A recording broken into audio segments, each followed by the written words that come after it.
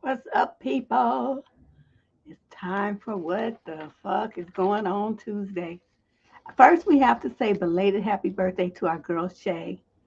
I totally missed in advance, but I guess she's still partying. Girlfriend is down in the Dominican Republic, and still is so devoted to all of us that she's still here. I just want you to know that because I don't know if I would be as devoted as Shay is. Shay is made from special cloth. So I just want all you guys to please wish her a happy birthday and and many, many more. We don't want to hear any bad news about our girl. So yeah, girl, happy birthday. Do it up big for me. I'll be stalking your Instagram so I can see what you be doing. She has some beautiful pictures of scenery and stuff. It's just really nice. So yeah, I hope you have a really memorable trip and come back and share lots of fun stories with us. Okay, we'd love to see what you got going on over there. So before we get started, let me remind everybody who's here to take a minute to like this video, subscribe to the channel, and share a link. Doesn't have to be this one. It could be any video that's on this channel. Okay, any video. There's like 1,500 to choose from, which is about every topic you could imagine on dating and relationships. Self-esteem, confidence building, boundary setting, we have it all. All right. So let's get started. We have 26 questions tonight. The way this show works is people send in their questions in advance. My cousin selects a group of them, 20, usually about 25 questions, puts them in the document. I read the questions and then I respond to them. You know as much about these people as I do. I'm getting the letter for the first time when I read it here. Okay. So let's start with question number one. This is a young lady in the 22 to 27 age group. She's Caucasian from Fort Worth, Texas. Summary of issue: I spent over $3,000 traveling to meet a guy and get catfished. Okay, you know you was doing like the absolute most. So basically, I got catfished by this guy. He's 25, I'm 23, who I was online dating for 3 months, only to find out when I visited him that he lied about his entire life. He claimed he lied because he's autistic, but I know that's not true. Autism does not make you lie. When I arrived in his state, I found out: one, he lives with his parents and has never lived anywhere else. Two, he has never spent the night away from his house. Three, he's never been on a plane, train, or anything other than in a car. He told me he has so he can visit me. Number four, he lied about dating other women and being a virgin. Number five, he has never cooked anything in his life. Number six, has never shaved his face or purchased his own clothes. Or somebody shaves him? Or he got like a fur face. That's kind of vague. Number seven, he has never had any friends come visit him at home. Number eight, he was completely homeschooled. Oh, God, so he's been like in a prison. Number nine, he has a curfew at 9 p.m. and is not allowed to spend the night outside of this house, not even with male friends. Number 10, he has no in person friends, everyone's online. Number 11, his parents force him to quit jobs because it's, quote, too annoying to drive him anywhere, end quote. And number 12, his parents physically and verbally abuse him and have been gaslighting him for years. And he puts up with it because he believes that growing up is, quote, too scary. Wow, his parents are a piece of work. He lied about all of that, even to the point where we were planning a vacation and about to purchase an Airbnb, only for me to get there and it's not even able to use it because of his restrictions. Just saying anything to keep up the fantasy. There's nothing wrong with living with your parents or having a curfew, but it was obvious that he was being held hostage by his folks. The compulsive lying makes sense too because it's hard to lie all his life not to get beaten. Oh, he's had to lie all his life to not get beaten. Before I left, I got in contact with the proper resources in order to help him escape his abusive situation. I know that him attempting to date me was a cry for help and that he is definitely a victim. But the entire time I was there, I felt incredibly used. I did what I could to make sure he had somewhat of a good support system in place before I cut things off with him. He openly admitted that he had led me on and still wanted to make things work. But I told him that he was not in a place to be in any kind of serious relationship. Not with me. He talked about marriage a lot and tried to convince me that he can figure something out. I told him he needs to focus on himself for the sake of his own mental health, and I encouraged him to find access to a therapist. He threatened to K himself and threw a tantrum. I called him and told him to not joke about that. He apologized online later. I don't believe this shit, Deb. I'm never dating anyone online again. I'm very glad I can help this person, but I'm already have horrible trust issues. I'm very embarrassed about falling for all of his lies, but he was very convincing. What do you think of all of this? I think if you had followed my rule, well, there's two things here that are rules. Number one, you can't date nobody online. Okay. This I remember when that first came, people started using that phrase in the 90s when online dating first, really hit big and everybody was, was like intrigued by it. So people would call themselves these little teenagers and crazy women, like really like kind of the undesirable women, you know what I mean? They struggle to get male attention. Um, call themselves having an online boyfriend. They said they have an online boyfriend. And I'm like, okay, so you ain't never seen this boyfriend. You ain't never touched this boyfriend. And keep in mind, this is before webcams, okay? This is, before all that. We're talking the 90s here. And so, you couldn't see anybody yet. Um, you just could talk to them, online, but and the chat feature was really popular. And then people would take it offline and they would talk on the phone. But all this like this web-based VoIPs and stuff that hadn't been invented yet. So that was it. That's the only way that you could do that kind of conversing with someone. So they were on the phone with these people, and sending them emails and whatever, but they never really met them. And so that's how they got this. Catfish thing became so popular. So you can't date somebody online. Please stop thinking that. People have enough lies and drama to deal with when they see first face to face. But you think that somebody hiding on the other side of a computer is going to be real with you? Dream the fuck on. Okay. Then the second thing is if you follow my rule where you never help a man, then all this money that you spent going chasing after some D, because that's why you went out there, you wouldn't have spent that money. Because if he wanted you to fly out there to him, he's supposed to pay for it. You should have been coming out of pocket for $3,000 for nothing for over a dude. There's like too many of them local. I mean, what were you thinking? Man, you got $3,000 away. Send it over here. Me and Shay will spend it for you. Huh, Shay? We'll spend that right up. But this makes no sense. This is just ridiculous that you even did this. I'm glad you're not going to do this anymore, though. And let this be a lesson to those listening of what not to do. Okay. Let's move on to question number 2. This is a female in the 20 to 34 age group. She's of mixed race from Bolton, Greater Manchester in the UK. Summary of issue: I am sick of dating. Well, here we go, round 2. This is more of a rant, I guess, but I'm open to hearing your suggestions. I'm 31 and I've been dating for the past 4 years. I haven't met anyone I wanted to have a relationship with. I tried meeting people in person at clubs. I tried online dating. I tried speed dating. I just can't get anything to stick. I'm nearly 32 and would love to have more kids. I have one. And would love that intimacy that I miss so badly. I just can't seem to meet anyone. It's really hard when you have a reception age child, too. What does that mean, reception age? I don't know. Is there hope for me? Are there any decent men out there who are willing to date a single parent? This always seems to be an issue, but there's sod all I can do about it. I guess that means nothing. My son is such a huge part of my life, and men seem to back off when they realize I don't get every other weekend to myself and can't spontaneously go away for the weekend. Feeling really down and lonely and unlovable. It never used to be like this. Well, that's why you don't be having babies and you ain't married. Let's do this again. This is why.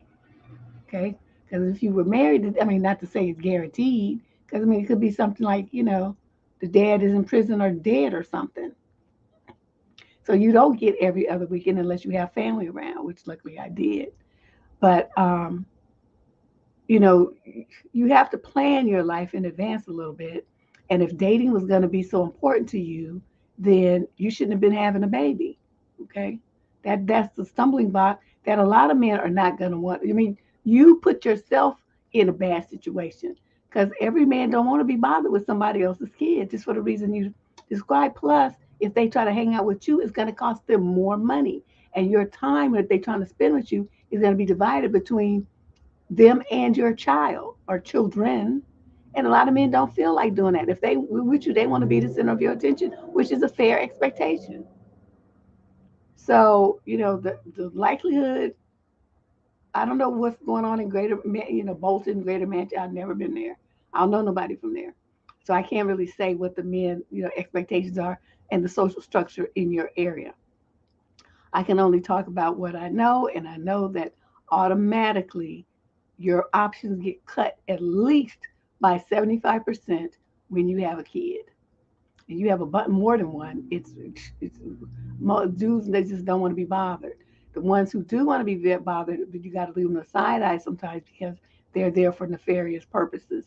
They're not there for you. You know what I'm trying to say? But a lot of women, when they have kids, they don't think like that. But that's a reality. What you're going to have to do, I don't know what you talked about your child being, what age, reception age. I don't know what age that is. You're using some UK terminology that I don't understand here in the US. But I'm going to say your chances are going to be better when your child's a little older, when he can be more independent, when he can go to sleep over, he's like 12, 13 years old or something like that. And, he can fend for himself. He has a cell phone. Maybe you put him in martial arts so he knows how to fight a little bit if somebody try to get jiggy with him. I mean, you got to set things up so that you're going to be able to carve space to have a social life. But to think that you're going to have, men want to date you and you have a small child that needs a lot of time and attention and care, it's a struggle. Like I said, the few dudes who do tend to do that tend to be there for purposes other than love and commitment. Yeah, no. I'm with you, Faith. I am a fan. People be talking about pro-choice. I'm not pro-choice. I'm pro-abortion. Pro. Like, for at any time and for any reason. Okay, no questions asked. In my camp, I don't care. Because I think the woman is the only one who has the right to decide how she wants to live her life and what she wants to do with her body. But as you can see, all these old white men in government disagree. So, question number 3. This is a young lady in the 28 to 34 age group. She's Caucasian from Calgary, Canada. Summary of issue: is online dating really full of desperate, low value women? Oh, wow. I have these questions about online dating, the first 3 questions. Years ago, one of my husband's mates was in the process of separating from his then wife. They're now divorced. Back then, my hubby told me on more than one occasion that this guy was online dating and getting loads of dates, at least one a week, from different women for at least a year. I remember hearing the figure of 50 different women being bandied about. I was astonished at the time and thought that the mate was making it up. Plus, I couldn't comprehend the appeal of such casual dating from either side. At the time, the mate would have been in his late 40s, early 50s. When I suggested that the mate might be exaggerating, my husband used to say himself that his mate was indeed a very ordinary looking guy, yet it was the truth, he said. The explanation being that women were apparently, quote, desperate. The sort of women who had been cheated on or who had been treated badly were just happy to meet someone normal, apparently. At the time, I simply did not believe either of them. Lately, I'm not so sure. Do you have any thoughts? Yes, you need to get you some business. That's what my first thought. You need to get you some business and you need to stop with your husband made that judgmental comment. You were supposed to check his ass. First of all, people go onto online dating sites to do what? Date. Okay, why would you go on an online dating site if you don't want to date? Both of you sound stupid. Okay, you shouldn't have trying to condemn the people for going on dates who went on an online dating site. This is just unbelievable to me. Okay, that's now that I got that out the way. Let's move on to level 2 of your stupidity. What is wrong with a single man and a single woman going out? If the women perceive him to be a decent dude, they're going to want to check him out and see what's going on with him. I mean, if he's just a normal looking guy with normal looking behavior, normal kind of job, that normal works for a lot of women. Because, they've been through situations with dudes who weren't really too wrapped too tight and weren't normal. And so normal is looking pretty good right about now. But you want to condemn them for that and label them desperate. Most sitting up there with your husband. So you have company at your house. You have a sex life. You have kids, you have all kind of stuff that a lot of women want. The only way they're going to find it is if they go on dates. Okay, either that or pay a matchmaker, but you still have to go on a date. So I'm really not understanding you and your husband's toxic response to people just doing the normal mating dance that adults do, even teenagers do, which is going on dates. So even though I understand what you're trying to get at, I'm not feeling you. I'm definitely not feeling your husband. I think both of you are trash, and the comments that you made are stupid. The fact that you let your husband talk about women like that shows that you really don't have too much spine yourself. You just let him get away with that, and they're gonna write me wasting my time with this. Well, the man is the husband's friend. The husband's he's friends to the husband, but the husband's evidently not friends to him because that's how he talks about him behind his back. That he's his date. The implication being that the only reason his friend got all these dates, not because he's a nice guy, not because he's decent, not because he's good conversation or engaging personality, because the women are desperate. So you see the subtle put down there. That's what I'm saying. The dude is trash. The wife is trash. They're both trash. It's a trash couple. That's I just it's how who said talks about their friends like that? You know. Question number 4. Female in the 22 to 27 age group. She's African American. Scorpio from Memphis, Tennessee. The male in question is 28 to 34, and he's a Pisces. Hmm. And that's supposed to be a good match. Summary of issue. I had an abortion and I didn't tell my boyfriend. And when he found out, he dumped me and kicked me out. Oh, okay. Let's see what happened in this drama. I don't know what to do now. I'm 23 and he is 30. We've been together for 4 years, but because I was in college, I only moved in with him this year and it's only him on the tenancy agreement, and the renewal is early next year. I know he wants us to get married and have children, but I'm not really ready yet as I still want to travel and enjoy my 20s, and I can't do that if I have a kid. I did one of those home pregnancy tests and then made an appointment with my general practitioner. I didn't want to tell my boyfriend as I knew it would lead to an argument as he'd want me to keep it. I got rid of it and I didn't think any more about it, but I guess he found out somehow. I don't know how because I only told my two closest friends and they denied telling him. He wasn't even that angry with me. He didn't shout or anything because he's a really calm person and he just said the relationship was over and I had 2 weeks to leave. He then sent it to me by text as well. I don't know why. I spent the last 2 weeks begging him to talk to me or take me back, crying nonstop. But every time he just leaves the flat. He moved my things into a spare bedroom and locks his room. I came back today from seeing my friends as I was out with them last night, and my keys don't work. I called and called, but he just wouldn't answer. And then he texted me and just said, I gave you 2 weeks' notice to leave. I've changed the locks on my house. You can arrange to have your things collected. And now every time I call him, it just goes to voicemail. I don't know what to do. He won't talk to me, and I love him so much.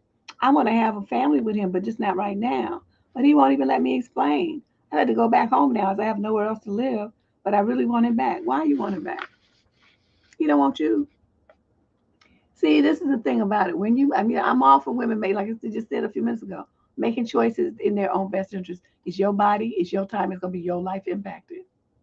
You're not married, okay? So it would be totally inappropriate for you to have a baby. So you made a smart decision there. What the stupid part over here is he gave you 2 weeks to find a place to live. Why were you spending them 2 weeks crying and whining and all on the floor and doing stupid stuff instead of finding a place to live? Did you think he forgot? Okay, so this problem moving back home, I mean, I guess you could have done that in the end anyway, but you brought that on yourself by not taking him seriously. The man didn't want you to get an abortion, obviously, or it's either that or he's mad because you snuck and did it behind his back. I'm not real clear on which one it is, but the fact that he found out makes me. Did you leave the pregnancy test in the household garbage or something? Were you careless, or did you put it in your purse and take it with you and throw it away at like the grocery store or something? How did you dispose of the pregnancy test? That's probably how he found out because you don't sound like you be thinking too clearly. You left the evidence, a receipt maybe from the store saying home pregnancy test, or your two friends, one of them told their boyfriend, because you know women have pillow talk, they got big mouths. So you tell them your business, and next thing you know, they men know your business. So he might could also found out that way from their dude. Like, man, do you know your girl, my girl told me that your girl got an abortion. Did you know? And of course he's not gonna know and he's gonna be embarrassed. So I mean, there's all kind of ways that he could have found out, but that's why when you have something like that, you don't tell nobody. You don't tell nobody. It's your secret. You don't have to tell anybody. So there you messed up. I'm thinking it's the dude. I'm thinking one of them told their boyfriend, and the boyfriend that got a big mouth. So yeah, this is over. So there's nothing much you can do here. I mean, it's nice that you wrote and you looking to you want him back and all that stuff, but it's not gonna happen. Okay, so just move on. You made a decision. Your decision, I feel, was the right one for the circumstances, but every decision has repercussions. And the repercussions for this decision is this guy does not want to be with you anymore. So don't worry about it. Move on. Like I said, you have a better chance of finding somebody new with no kid in tow. So don't worry about him and his lips stuck out. You want to just get a baby, you can go to adopt one. Question number 5, female, 22 to 27. She's Caucasian from Cardiff, Wales. Summary of issue: my partner pushed me in front of our child. Wow. We have issues anyway, but I'm say here shaking. She must be sitting here shaking. Am I over exaggerating? This was the conversation. For context, I do absolutely everything in the house. He's only recently started helping more with our kid, and he frequently stays away. So this happened in our son's bedroom. I was putting him to bed. Partner goes to get some cream for our 3-year-old's rash. Me, oh, I can do that. You can go to the pub. He had said he was going for a drink. Him, no, I'll do it. You're incompetent. If it was up to you, nothing would get done. Me, that's not very nice. He puts cream in our son's face, who screams because it stings. This is where I know I was antagonistic and it's probably my fault, but I was upset at his suggestion because I literally do everything. Me, well done. Luckily, you're so competent. He grabs hold of me, says, you're an effing B. Whilst grabbing hold of my arms, he pushed me out of the bedroom, telling me that I'm a effing twat, slams the door on me, and holds it shut so I can't get in. Our 3-year-old is shouting, Mommy, Mommy, let Mommy in. And the partner says, no, Mommy is horrible and rude to Daddy. So he finally lets me in. I ask if he can please leave so I can put our son to bed. Wow.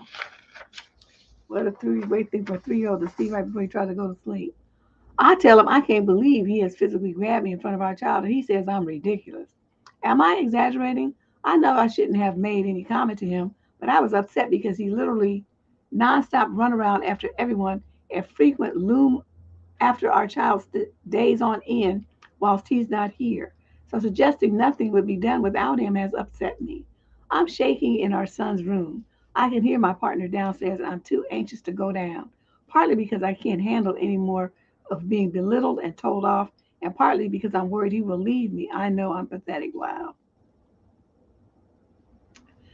Yeah, well, the baby had rash evidently, and some of the sometimes the rashes are kind of if the kid is scratching, especially, it's gonna be open. The skin will try to heal over, but if the kid scratches it, it becomes open, and then when you put the antiseptic cream on there, it may sting. So that part might be expected if they didn't tell the little baby, monitor him scratching his hands. I mean, scratching his face where the rash is. Um, my concern here is the way he talks to you. This is very emotionally abusive. It's verbal abuse.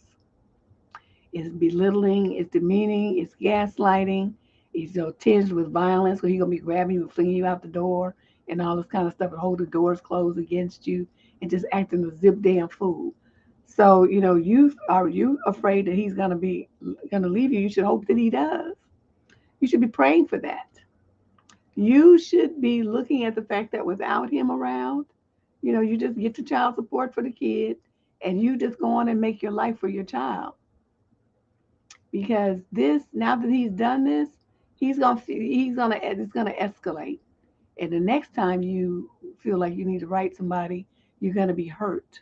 Because he never apologized. He didn't even have any problem with treating you like that and flinging you around.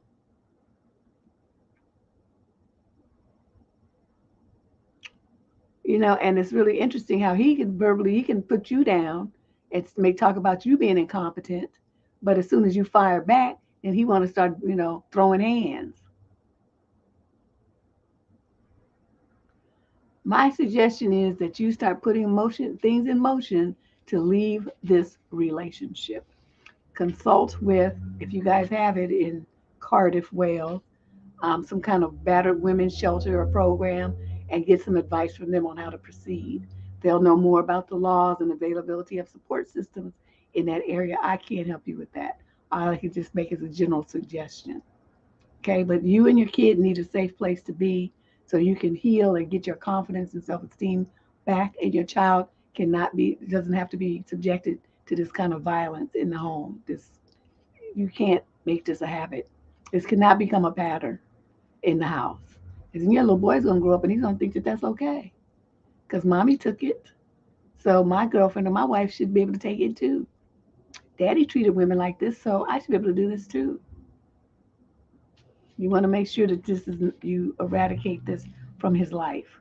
Teach your son kindness and respect for other people, not violence, bullying. This is terrible. Question number 6, female 18 to 21. She's Caucasian from Portland, Oregon. We got a lot of non-black folks writing in lately, huh? The male in question is also 20, he's in the 22 to 27 age group, and he is also Caucasian. Summary of issue. My boyfriend won't stop sending me videos of girls he wished that I looked like. Oh, wow. Oh, look at this, Mr. Do the Most. Hi, Deb, Candace, and the squad. I need some advice. This is my first real relationship, but not his. I'm objectively a pretty girl and have been told my whole life that I'm attractive, and I've been asked out by boys my whole time through high school. I don't think I'm really ugly, but he keeps sending me TikTok saying that I should dye my hair like this girl or a gym body, some gym girl's body with big butts, and trying to convince me I should go to the gym with him and try to get that booty. He tries to get me to go to the gym with him, and I want to wait. And I want that body type almost every time I see him. Oh, so he's pushing you to do that, change yourself. I'm blonde and skinny, and I love it. I have never wanted to change that, but he is starting to get to me and make me feel insecure. On top of this, he never complimented me and sometimes says cute or whatever in response to a photo, but he would literally never ever say, "You're so pretty," or something like that, ever. I feel like a good boyfriend compliments his girlfriend at least sometimes. I spoke to my friends about this, and they said it's probably because he assumes I just know, but I don't know. It's like he's purposely trying to make me insecure so that I'm more attached to him or something. What should I do? You should dump him. Why is this even a question? He wants somebody that looks different than what you look like. So the only way that that's going to happen is that he needs to go over there and get it. Go over there, over there, over there. Okay? Because over here, I like skinny. And this is what works for me. Okay? I don't know why you like that, but that's on you. But, if that you like that look and that's comfortable for you and you feel beautiful looking like that, then that's fine. Okay? And everybody don't have to look like everybody else. But you cannot have some man constantly on you, picking you apart and telling you how you're not good enough and how you need to change. I'm really shocked that you are tolerating this. By the time some man said that something like that to me the first time, I would have said, look here, my classic line, look here, motherfucker. If that's the fuck you want, then I suggest you get that door and go find it. Because this is me. This is me, the way I look, the way I wear my hair, the way I talk, the way I dress, everything. This is who I am. Anything about me that you don't like, get the fuck out. Get out. Just go find it. Okay? Get in your car or on your bicycle, your mopeds or your whatever Air Force Ones, whatever you got going on there, and you hit the road and you go down there and find what you're looking for. Because it's obviously not me. And I'm not gonna try to become whatever this is that you have in your head. You're just gonna get the fuck out and you're gonna go find it. That's what's gonna happen. And so that would be it. I've dumped dudes. I mean, I told you guys about the dude. That's our first date. We used to go on to lunch. And he starts looking at me across the table. His menu's like this, right? We're looking at the menu. So here's my menu. So he could see my eyes and my eyebrows. My eyebrows have been like this since I was born. I don't have to tweeze them or nothing. Okay, they just, this is them. And so he's like, you should do something with your eyebrows. And I said, you should go fuck yourself. Well, who died and made you the eyebrow sheriff for the world? I got my purse and got my shit and got up and walked out. I'm not going to start any situation where a guy starts picking on me and telling me what I need to do different than what I'm doing. I just left his ass sitting there in the restaurant. He was just astonished. Okay. I had another guy. We had a nice date. And we said, this is when they used to have bookstores. So we stopped at the bookstore in Berkeley, and there were some black hair care magazines. I'll never forget it. And I had been looking at some stuff, I had looked at some different styles and stuff, and I had just cut my hair.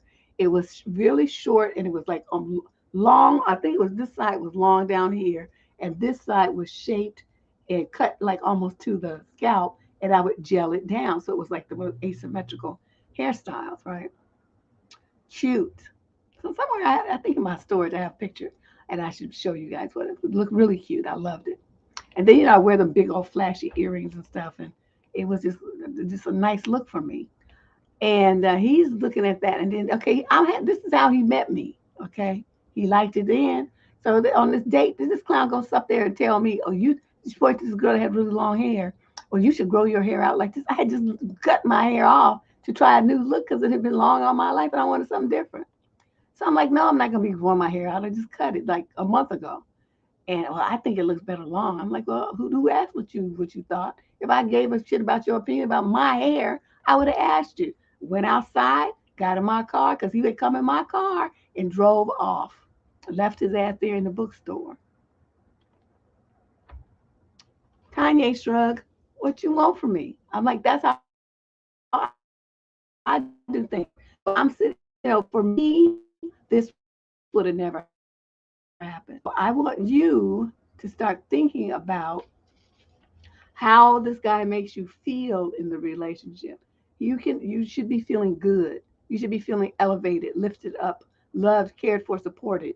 If you don't have that kind of feeling in a quote relationship, then what are you doing there?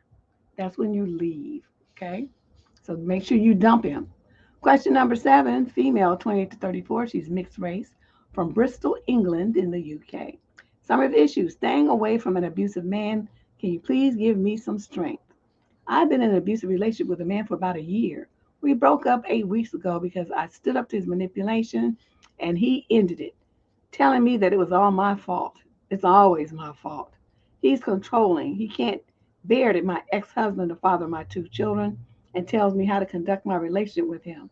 He can't bear that I have a sexual past and has shamed me numerous times for it. He's been coercive, intimately himself, expecting certain acts from me and becoming moody and manipulative when I decline. He's been cruel. He's mocked me, sworn at me, really close to my face, shouted, banged his head against my wall in an argument, used my own hand to hit me around the face. Not hard.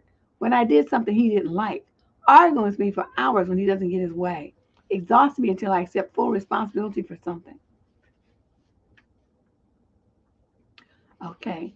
After 8 weeks of him having therapy and showing signs of understanding and change, he reverted back last night and told me I was defensive and toxic because I didn't want to talk about my ex anymore, and got annoyed that he had brought him up and tried to blame me for the way that he treats me.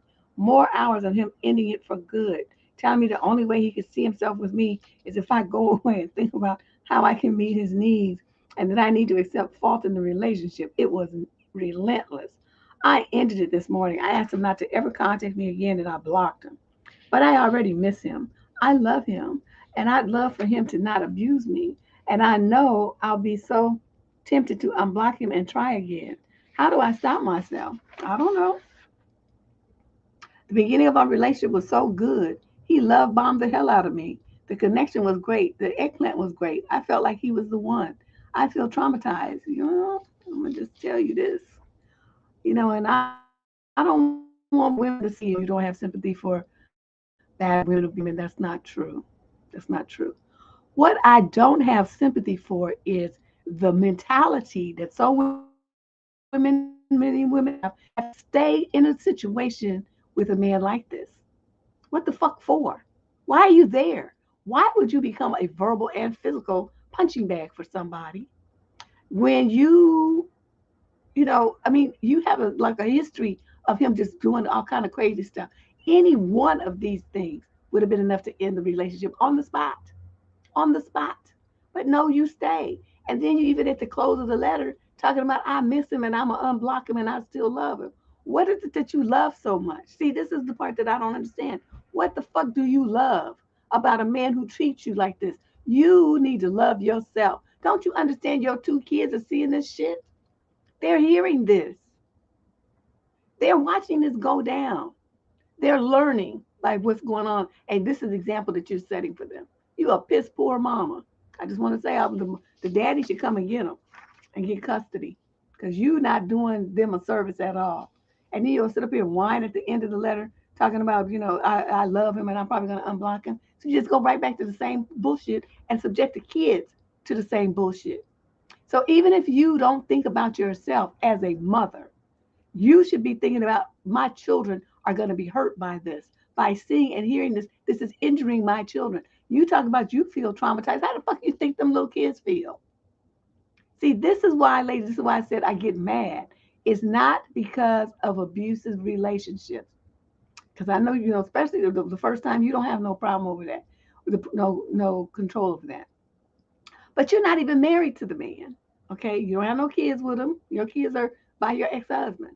There's no reason for you to stay in this relationship. The fact that you're not married means that you're financially independent. You don't have any kids with him. We'll see. He's not paying for nothing for you.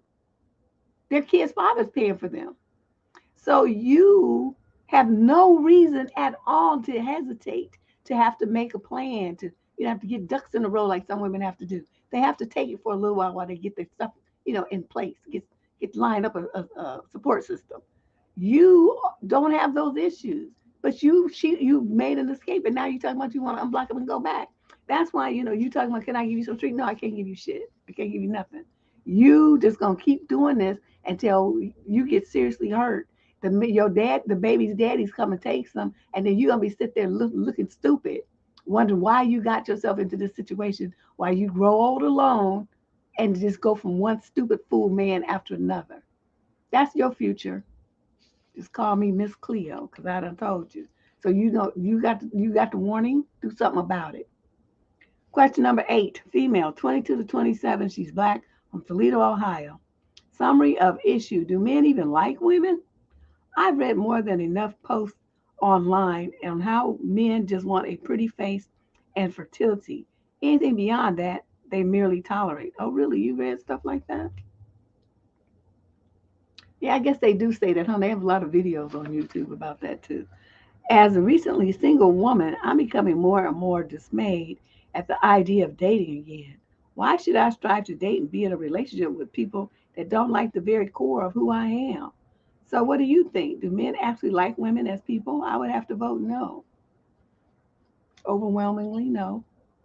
What they like is what you do for them, how you boost their ego, how you can be a trophy, how you relieve their stress, how you cook for them, how you clean for them, how you serve them in bed.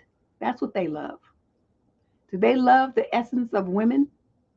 The fact that you have feelings and emotions? No, they ridicule those. Do they care that they're wearing you out with their demands and selfishness? Nope. Do they care that the fact that they wash a dish and they want a fucking parade because they wash the sink of dishes? Where it's just something you do 2 or 3 times a day and cook and clean and shop and do everything else too? But because he washed the dishes, he want a parade. And if you don't give him one, of course you're still tired because you did everything else but wash the dishes. Then he mad. No. I can't really, and this is the truth, I can't say, yes, Canadian brother said the theme of tonight is move on. That's usually the theme, really, in some way, shape, or form. But you notice the pattern here? How the women just hang on? I don't understand it. What are they hanging? Why are they staying there? The relationship can't be happy, satisfying. It's not making them happy. So why do you want to stay in it? I don't get it. So, I can't, like I said, I cannot say that because, they're real quick to call women B's and H's. And, if they try to talk to you and you're not interested, not knowing anything about what's going on with you and why you don't want to, respond positively to his nasty, flirtatious, whatever, cat calls and whatnot. Um, and then they want to turn around and call you names or attack you. You can't think very highly of women when you call them awful names. It's supposed to be somebody you love and you want to beat on them and stalk them and all this kind of stuff that men do to women. So I would have to overwhelmingly say the answer to that question is no. I mean, you're going to find, individual guys raised a certain way that do respect and admire women and treat women with kindness and all of that. But you didn't ask me about them 3 or 4 dudes. You asked about the overwhelming majority, and I think the overwhelming majority have some real issues of control and domination and feelings of superiority over the female sex altogether. And so, it's part of who they are. So, when you call them on it, they just look, all shocked and appalled and like, what are you talking about? I thought that's how it was. Every good dude I've ever said, called them on their stuff, they always look like, what? That's, that's how I was told it was. That's how I knew it was. That's how the church told me it was. That's how my parents told me it was. They're stunned that here's a woman that's telling them that ain't happening, Captain. They don't get it. You got your hot iron skillet, girl. Yes. I have this wooden rolling pin. It's made with butcher block. I don't know. I got it like when I was about 20, I think, and I still have it because my mother had a rolling pin, but I didn't like hers. So I went down to Macy's and I had my little job and stuff, girl. And I paid. I don't probably at that time it was like $25 for this rolling pin. My parents could not believe, but it had ball bearings. I mean, this thing is smooth, and it still looks brand new to this day. Okay, but here I am supposed to be living with this dude, right? And he pissed me off. And I used to throw things at my brothers because I couldn't catch them. So I got really good, really accurate with throwing stuff and tapping folks in the head, in the back of the head and stuff. So I took aim and I took that rolling pin. And it didn't occur to me that if I actually hit him in the head, it could have killed him, like if it went. But I wasn't thinking about that. I took that thing. He hit them stairs, right, to try to go up the stairs, and I circled around from the kitchen and I took that thing and I threw it, and it went flying like this, just straight like like that, and it lodged into the wall. And where his head, I mean, it would have hit him, except he turned and saw it come. He saw me letting it go, and he laid down on the stairs real quick. I mean, that nigga had some reflexes that was unbelievable. So he laid down on them stairs, and that thing went in the wall where his head would have been. And then he was screaming like a girl, like with a deep voice. It was hilarious. And then he went on to, up the stairs. But yeah, I told him I had to pay to get that wall fixed. But it was worth it because after that he left me alone. Yeah, I had to, when I was young, I was crazy. I did not even care about nothing about, you might die. Sound like a good day to me. But yeah, so those kind of dudes, you just got to leave them alone. Got to leave them alone if they take you there. Question number 10. This is a female in the 22 to 27 age group. She's African American from Cleveland, Ohio. Summary of issue. I got ghosted by somebody I love and who I think loves me. Oh, could it be that you're wrong? Why on earth would someone ghost you while you two are getting along well, feel good with each other, and are telling you that they love you and want more of you? I mean, I'm not sure if we had romantic interest against each other, but is this something to interpret on a reasonable basis? Love is love, right? You do not run away from it. Especially those who did this kind of thing before, I would really appreciate some insights. I don't really have any insight into ghosting because it's my favorite way of dumping people. So it's really hard for me to attack someone who uses that method. You don't say how long you were with this individual, but since you didn't note that, that means it wasn't very long. Because if it's like a year, some people always put it. You didn't say that, so it's probably somebody you just met and you got love bombed, as they call it. He's so in love, you so fascinating, you so this and that. And so he spun a dream. You bought into it. He got the goods, and to the point where he's satisfied that this is, you don't know no more tricks. And, you getting in a little bit too deep now. You're going to have to have expectations. And so dude dipped out, boop, and he gone. And that's how they do. So, they love you and stuff, and they want more of you. Did you ever ask what that meant? What part of me do you want more of? You should have gotten more specific. Then you would have found out it was just some tail. That's what he was talking about. Maybe your wallet. And then you would have been like, oh, and you would have been so caught up in this because you would have a reality check. So you got to ask questions. You can't jump to conclusions. Never assume that you know what's coming out of a nignog's mouth forever. Okay, because they so full of game and bullshit. They will have you believing that they can buy you the moon and the stars, and they love you that much. And if you the kind that like some romantic words, you gonna buy into it. So that's what I think happened to you. You got love bombed and gamed on, and because you're too full of this flowery language, love is love. You the kind of woman that is easy for them to fool, because you on this romantic dream ish, and so they start talking some of that stuff like love and fluff flowers and fluffy things and Bambi and all that kind of shit, and you just go crazy. You need to stay grounded. Don't be looking at so much of what they talk about. Look at what they do. And in this case, no matter what he said to you, he dipped out and left your ass. Okay, so it's over. It's over. The only thing that you might happen is you wait a while or two, 6 weeks, 4 to 6 weeks seem to be about the average. And then they come calling you like nothing ever happened. Because whatever he left you for, that it's gonna be time to dip away from that. So he's gonna circle back to you. He's gonna circle back and with all these promises of he lost such a good thing and oh nobody's like you and he don't know what he was doing. Oh my God, it just was so I just you were the best woman I've ever had and I just want to move forward with you now. I got my stuff together. I was going through some things. Oh honey, they be saying the same crap over and over with a different day and a different flavor on it. But it's the same shit. And then if you bite, then you'll be right back in the situation a month or so later when he dips out again. So if he should call you to try to get back together, say no, one time of that is enough for me. Thank you very much. Have a nice life. Eat shit and die. These dudes, oh my God. Question number 11, female 22 to 27. She's Caucasian from Wichita, Kansas. Summary of issue. I see red flags with my 33-year-old male roommate, and I'm wondering if I should move out. Hmm. A couple of months ago, I moved in with two people, a couple. She's 29 and he's 33. At first, I was kind of scared to move in, but the rent was real cheap.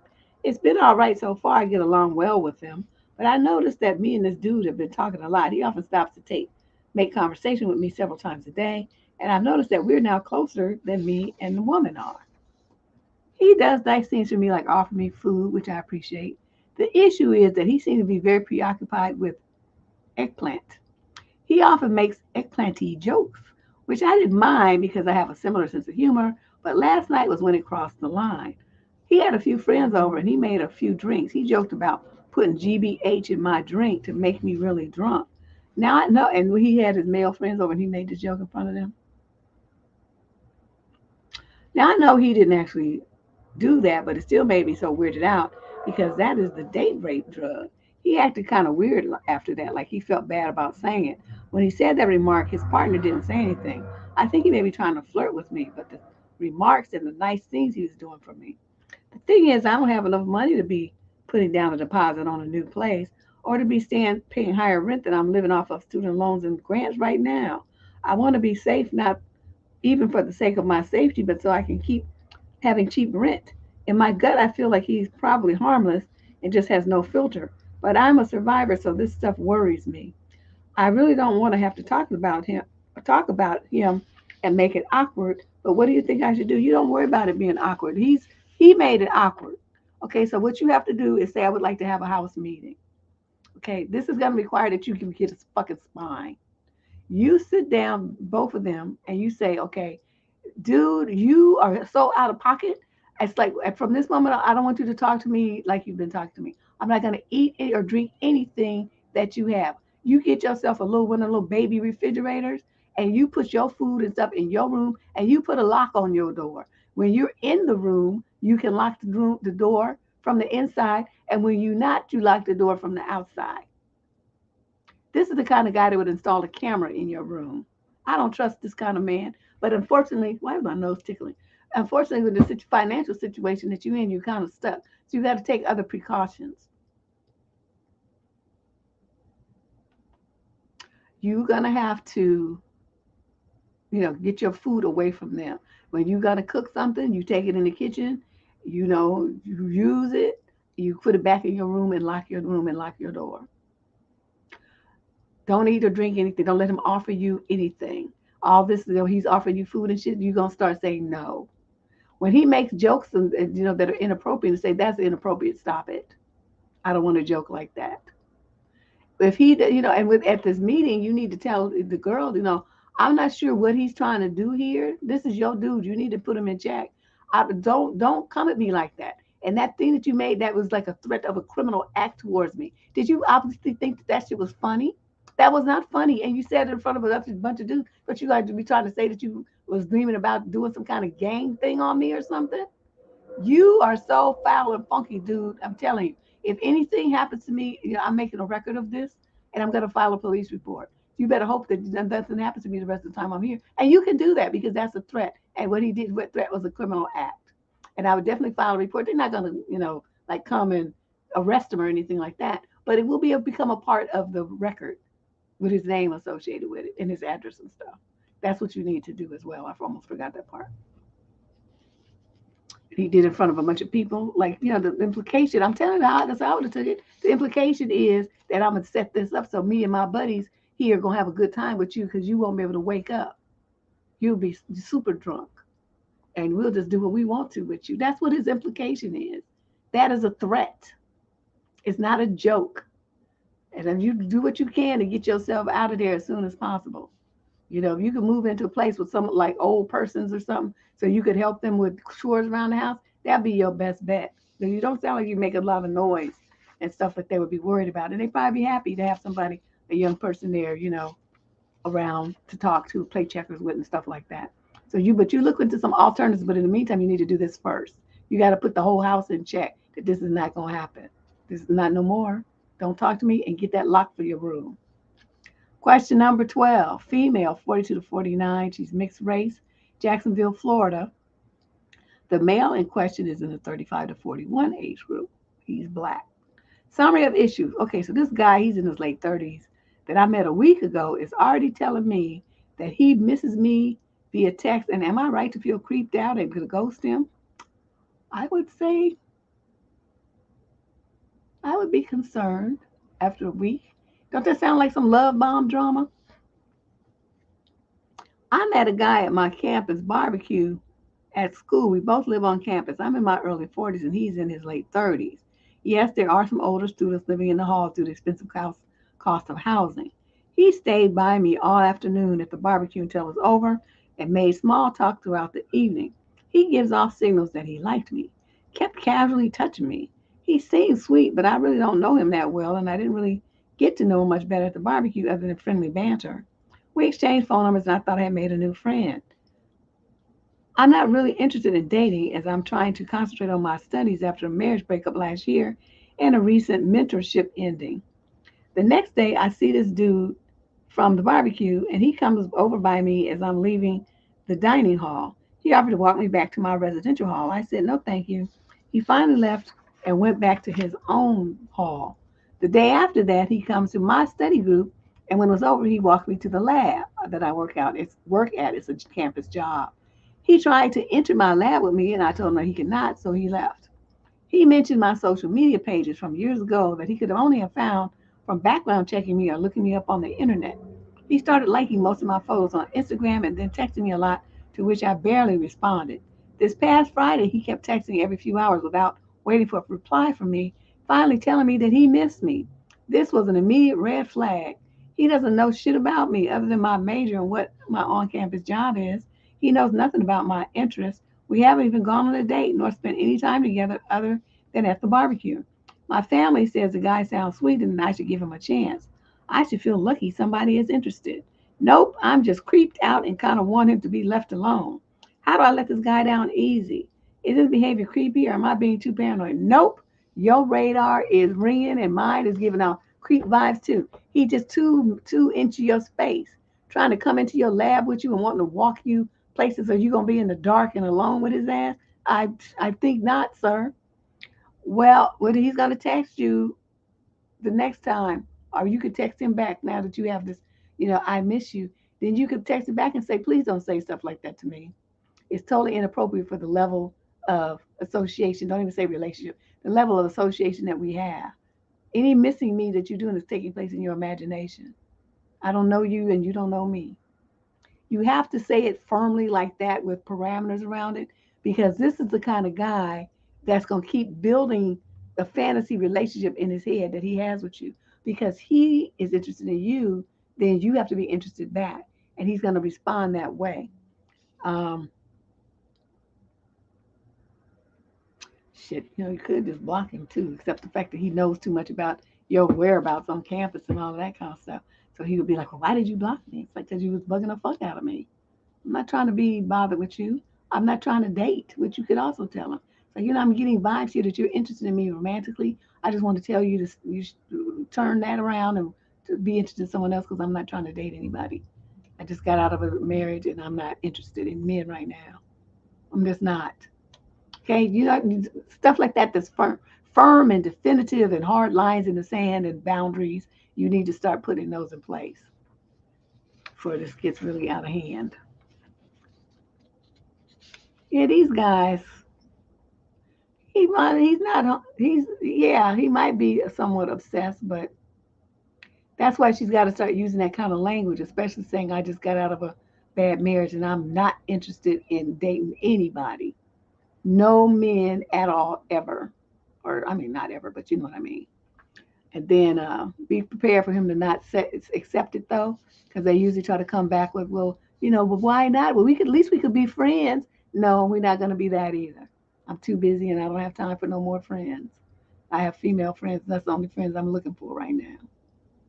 Well, you should just give me a chance. I'm a nice guy. I'm sure you are. Go get a chance from someone else. I'm not interested in that. And then after that, you just stop talking. So if he texts you back again, you don't respond. If he tries to talk to you and stuff, you just keep walking. You have your actions, your body language, and your behavior have to match your words. So figure out what you want to say and what kind of boundaries you want to put up, and then make sure that your actions match those words. Okay. Question 13, male, 35 to 41. He's an Aquarius, white guy from Los Angeles, California. Summary of the issue. This is a question for the ladies. Would you be offended if I called you sweetie? Here's the context to the situation. I'm very friendly and polite wherever I meet women, in person or online. If you say hi, I'll reply with, hi, sweetie, how are you? When I replied to someone online recently, though, she got offended. Was I in the wrong? Would you be offended? Am I wrong? Please help me understand why this is wrong. I'm a 40-year-old male, if that matters. It's wrong because would you say that to, okay, say you walked up to, I don't know, Mike Tyson. He said hi. Would you respond, hi, sweetie, to him? If you met Barack Obama and he walked up to you and he said, well, hi there, whatever your name is, Fred, would you say, hi, sweetie, to him? If your boss came around and said, good morning there, Fred, would you say, well, good morning there, sweetie, to him? That is some sexist bullshit. Okay. And unless the person you're talking to is your 5-year-old daughter, then she ain't your goddamn sweetie. Keep that to yourself. That is so disgusting. Who do you think want to be referred to like that? And it's not like your ass is 80 or 90 years old. You only 40.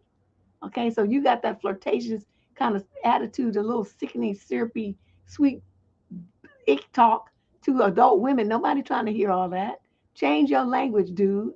Like I said, if you wouldn't address a man that way, you don't pick and choose and talk to women like that, like they're kids. It's so disrespectful. You don't do it. Stop it. Ain't nobody your goddamn sweetie. You ain't sleeping with her and it ain't your daughter, then it ain't no sweetie. Okay? My father used to call me that, but guess what? That's my daddy. So I was baby girl and I was sweetie pie and all this other kind of stuff. But that's my daddy. And when I got to be in my teens, he stopped calling me that. But when I was, a little tight, that's how he would talk to me. But once I got to be a young lady, he stopped saying that to me because he had enough sense to know that that's not cool to talk to young women like that. Your dumb ass is older than my father was, and you still don't know. At least you had enough sense to write though. So stop using that terminology. Stop talking up your women like that. Question number 14, female, 22 to 27. She's a Leo. She's white from Sacramento, California. The male in question is 20 to 34. He's a Pisces and he's Latinx. Summary of issue: my boyfriend, is he boyfriend material or addiction issues? Oh, oh. My question is about my current boyfriend. We are both in our mid to late 20s and have been friends for a year and now have been together as a couple for 2 months. He's great in a lot of ways, very family oriented, has a decent job, and is a genuinely nice guy. There are a few concerns, however. He drinks almost daily, and whenever we drink together, I notice that he gets really that drunk, which I think is oh, he never really gets that drunk, I'm sorry, which I think is a good thing, right? The drinking concerns me, and he does, oh, see here and there, which I told him he needs to stop. Basically, worried that he may have an addictive type of personality, but it is hard to tell. I already talked to him about how I wanted to do healthier things together, and we have somewhat, but not entirely. He's a pretty go with the flow type of person. Anyways, is there anything I can do or communicate to help our relationship go in a healthier direction? Yes, you can go and get you a different dude. You want somebody who doesn't do C. That's not him. You want somebody who doesn't drink every day. That's not him. So it doesn't matter the fact that he's all these other things. He's a drunk and he's like a drug head. Okay. So what are you doing? You know you don't want that kind of man. You don't want a man who has those habits. You see them as unhealthy and dangerous. But here you are trying to pitch around and make it work with him just because the guy's interested in you, just because he can say you have a boyfriend. Y'all be tripping with this. I just don't understand. Okay, you got a boyfriend, but he's trash. Okay, he's gonna take you down. And you know when people start using all these drugs, if they've used up their money, then they start taking yours. Your shit starts turning up missing. They start pawning your stuff, selling it, and trading it for drugs. So you start missing your little jewelry, your gold necklace, your gold chains, the ring that your mother gave you. All your stuff starts disappearing. Money out your wallet because they need it to buy their substances. This guy here is bad news. Okay, why you knowing this stuff agreed to be in a relationship with him? I have no clue. I don't think you do either. You was being stupid. It's not so much that you have a boyfriend, girl. It's what the quality of the man that you call your boyfriend. This one is not quality. And you have, you say, well, he's nice and he's this and that. Okay, so big whoop de doo. You can find a guy who's nice who doesn't do all these other, wretched things. Oh my God. Yes, Tony. He all into both. BOF. Both. And instead of saying, I hope to get Mr. Eastwood for me to extricate myself from this hot mess, she up there, what can I do to make our relationship healthier? You can leave. And your relationship will be instantly healthy, the one that you have with yourself. Okay? Whew, jeez Louise. Question number 15. This is a male in the 22 to 27 age group. He is black from Durham, North Carolina. Summary of issue: should I drop this girl if she's giving me crazy possessive vibes? Absolutely. Let's see what you got to say, though. It's going to be a month that me and this girl are talking. She is being all lovey-dovey, and I'm not going to lie, so am I. Yesterday, she was being playful, telling me how I'd rather talk to my sisters and friends than her.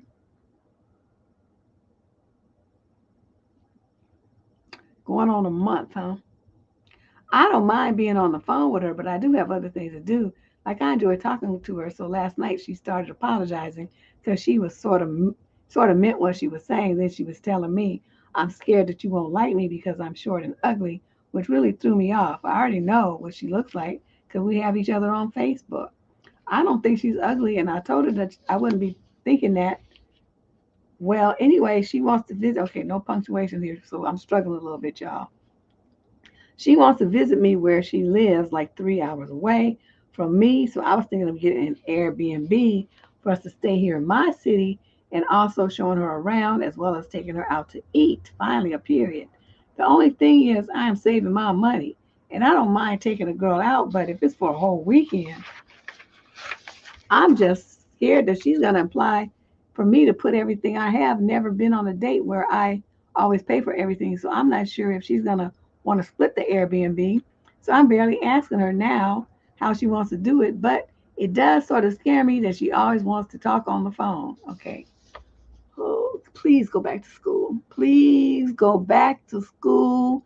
There is no commas. There's no periods. There's no capitalization. Your sentences are whole paragraphs long. I don't know what the fuck I just read. Okay, I don't remember because there was no break to it. Let me struggle and see what I can figure out here. My God, Candace, not like you have to edit, but can you help us sister out, please? Okay, so she tells you starting off. She starts off. She starts shut up giggles. She starts off by saying that you would rather talk to your sisters and your friends than her. You're supposed to say, yes, that's true because I've known them longer. And my sister's my blood. Of course, I'm gonna talk to her more than I talk to you. Okay, that you're supposed to shut that shit down. Instead, you just let her get away with that. See, you got to check. When women get out of pocket, you got to check them. Okay, you just can't let stuff fly like that. And they want to write me. Where the fuck is your spine, dude? Okay, let's move on to part two. She says she's short and ugly. Say, is that really what you think of yourself? Well, then, what am I doing here then? You suddenly look like a baby roach and shit. I don't need to be here. That's for some reason, that's the image that popped into my mind. Short and round, baby roaches, and they ugly as hell. Okay, so, I'm not really down with no ugly broad, so maybe we need to end this shit. Okay, that would have been me. Okay, then, but you tell her you don't think that she's ugly and she wants to visit and, see, you was thinking about getting an Airbnb. Well, you're not supposed to be thinking about ways to spend your money. What you're supposed to do is say, oh, you talking about coming here. Well, where was you going to stay? Yeah, baby roach. Where was you going to stay when you come? You can't stay with me. And then she would be like, oh, well, maybe I'll just get a hotel. And then you say, okay, well, you do that. I'll, take you out a time or two or something like that. And that's how you do that. You speak up. You speak up. Or if she says, well, why don't we get an Airbnb? Then you can say, okay, well, I found a couple online. I'll send you some links and we can go in half or something like that. So she already knows what the expectation is. And you don't book shit until you get her half, too. Okay.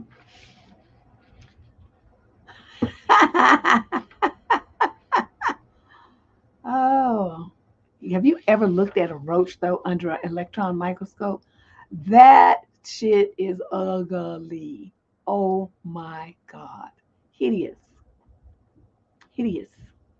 And that thing in the front be moving like, oh, no. It's really gruesome.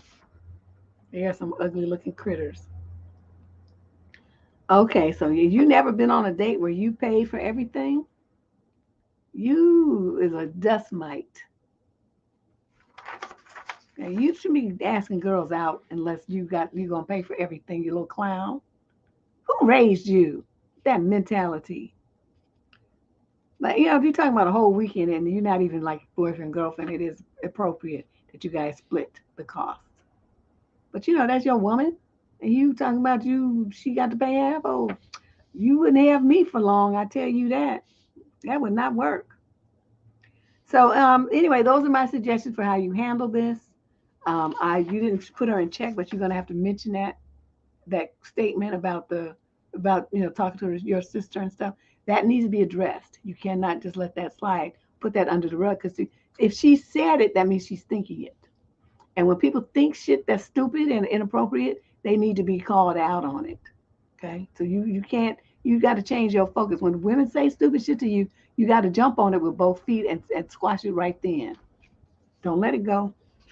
Question number 17. This is a male in 18 to 21 age group. He's of mixed race from, what is this? Maidstone, Kent in the UK. Never heard of it. Summary of issue. I am terrified of dating and having to deal with rejection. I know rejection is a part of life and I know everyone faces these problems, but that doesn't take away from the sheer terror I feel when I think about going on dating apps and putting photos of myself out there and even the potential of going out on a date. How is she supposed to find somebody? For one, I have a lot of self esteem issues that I'm actively working on in therapy. My whole life, I've been made to feel like shit by my family and my peers.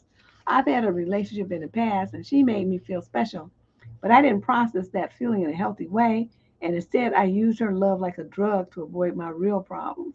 Now that I'm single, I'm working on myself in therapy. I finally have a job that pays well, that I enjoy. I feel like I could do better in a relationship. However, I also believe I suffered from a mild case of body dysmorphia. I genuinely think I look ugly and disgusting.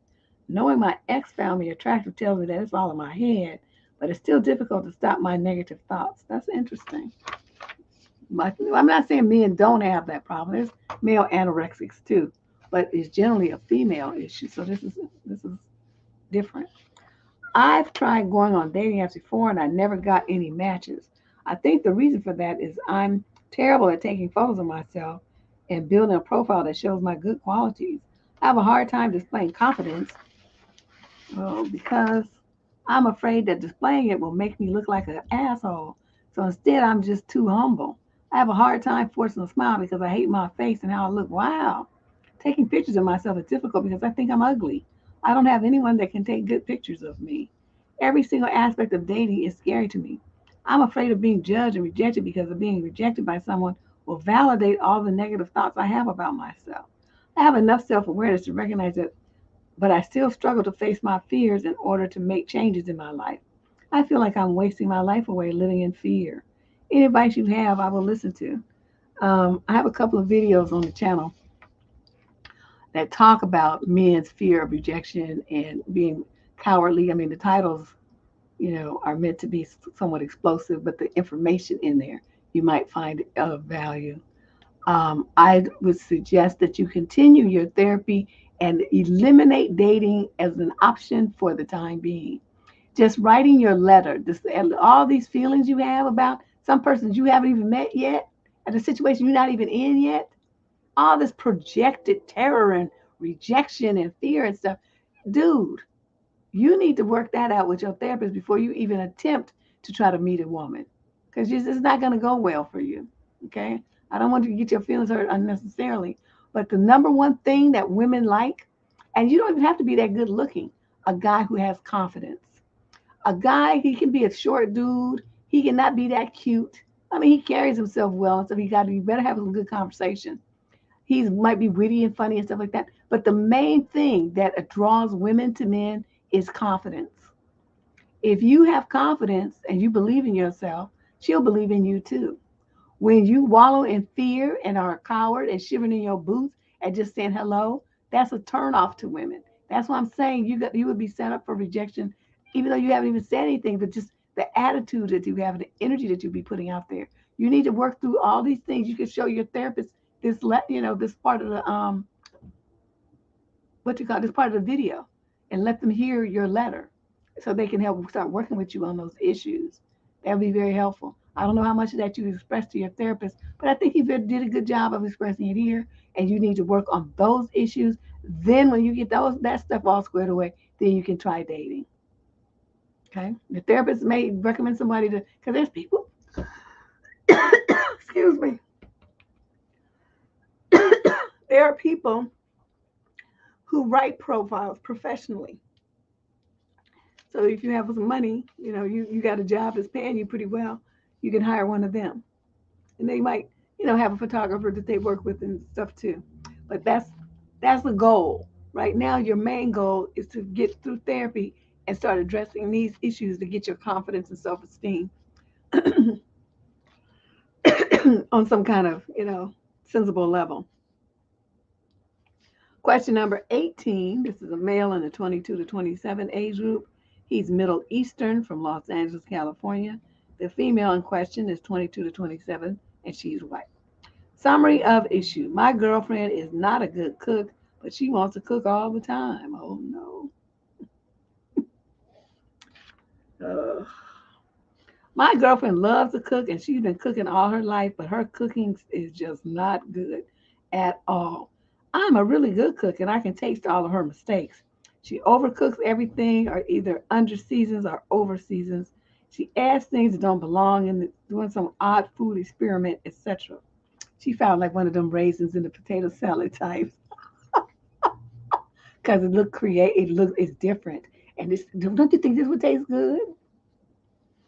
For example, this morning she tried to make, oh, okay, how do you pronounce this?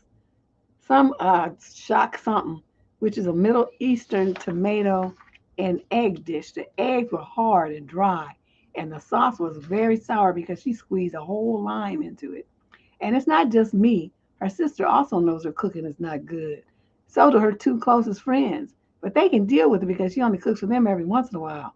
But for me, she cooks all the time. And he put it in caps. I love cooking, but only do it on rare occasions because cooking for me makes her so happy.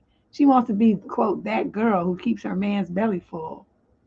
So what do I do? Do I just keep pretending that everything tastes great? Should I be honest when she makes a mistake? Should I tell her that I want to cook more often? How can I be tactful about this? Well, you can start by saying, cooking more often. Okay. So let her see what decent food tastes like, and that might help her get a clue. Say, I'm going to cook this week, and then you cook everything that week. Okay. And then let her cook the next week. At least 2 weeks a month, you will have some decent food so you won't waste away.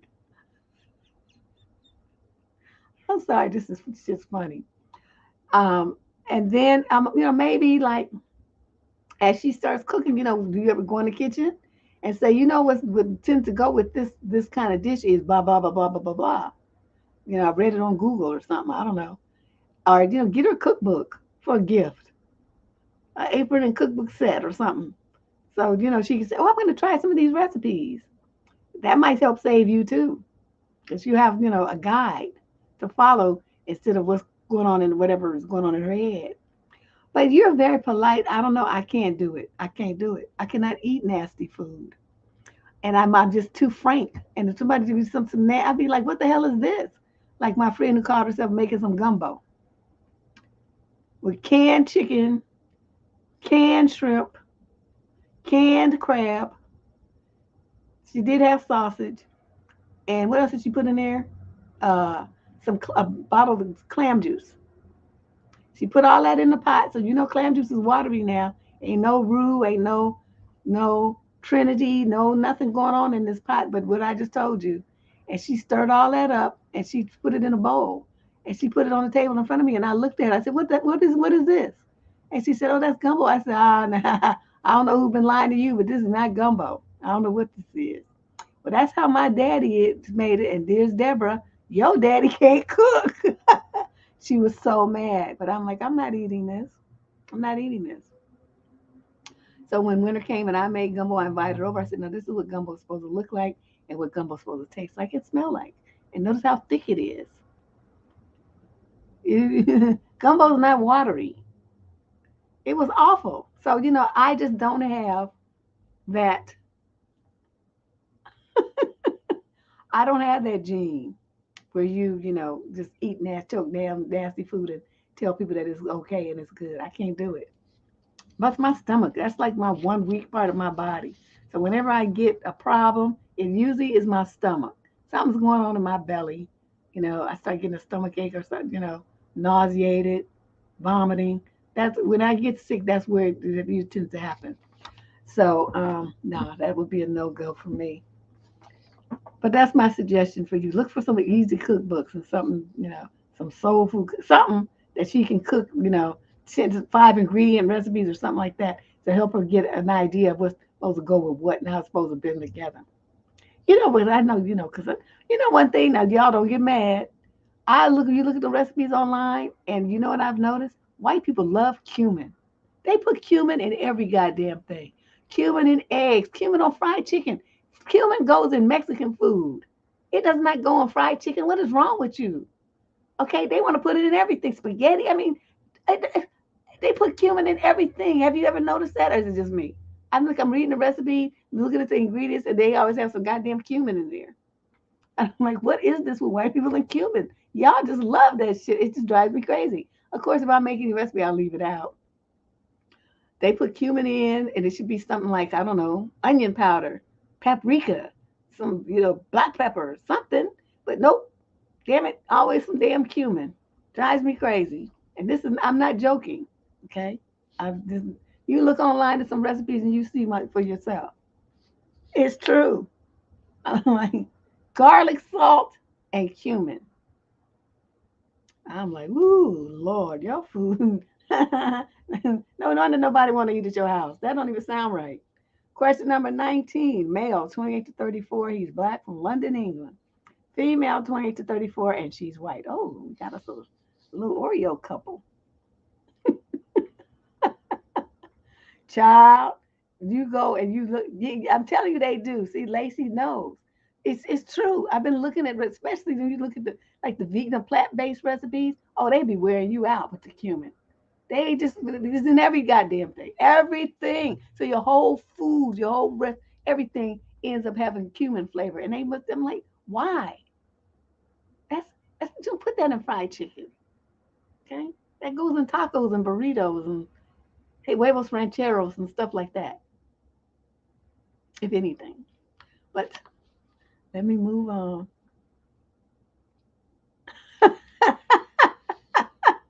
Okay, now everybody going in on the people who use cumin. This is too funny.